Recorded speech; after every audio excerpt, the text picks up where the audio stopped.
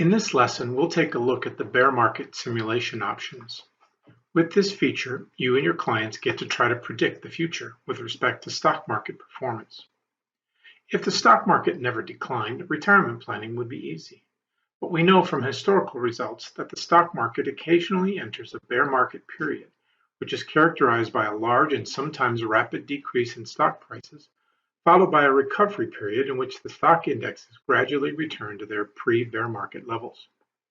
When you simulate a bear market, Plantastic will calculate the account gains and losses based on historical rates for the bear market being simulated, as shown in red. During the years where a bear market simulation is not in effect, the calculations will use the nominal rate of return assigned to each account, as shown in green. To simulate a bear market, select which of the historical bear markets you want to simulate. Plantastic has data available for the three most recent bear markets, 1987, 2000, and 2008. Next, decide with your client when the decline might begin. This is entered as a number of months into the plan. These declines have the largest impact on the retirement plan when they occur at the same time withdrawals are being taken from the client's retirement accounts. To see the full potential impact of the declines, they should be projected to occur after the client's pre-retirement income has ended. In the plan calculations, the historical rates for the selected bear market will be applied to your client's stock-based accounts starting in the month specified. The diagram shown will explain how the bear market rates are applied in the calculations. Prior to the start of the bear market, calculations will use the nominal rate of return assigned to each account and apply this rate to the total balance of each account.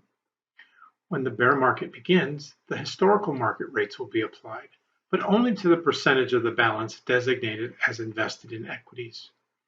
For the balance of the account, the bond rate of return that you define in the scenario element is applied.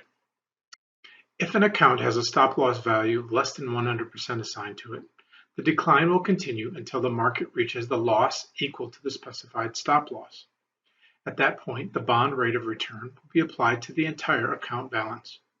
From this point, the rates in effect will continue through the bottom of the market and back up toward the recovery point.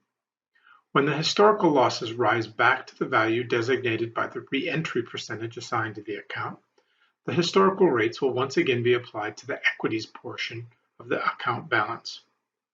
If no stop loss is in effect for the account, the historical rates will continue to be applied to the equities portion of the account for the duration of the bear market.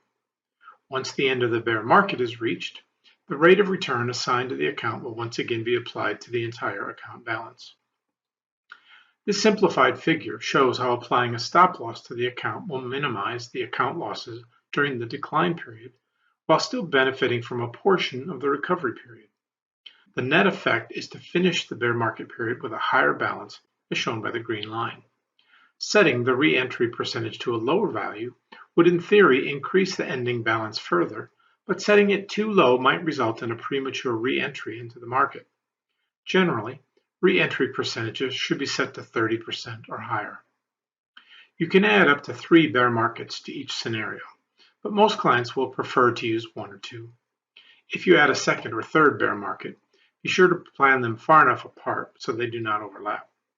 Overlapping markets will result in critical errors in the calculation process and will need to be corrected. To remove a selected bear market from the plan, simply click on the bear market in the element outline, then click the Delete button in the editor area. Keep in mind that bear market simulation is completely hypothetical. The characteristics of the bear market are taken from actual S&P 500 results, but there is no guarantee that the market behavior will repeat exactly or when a bear market might begin or end.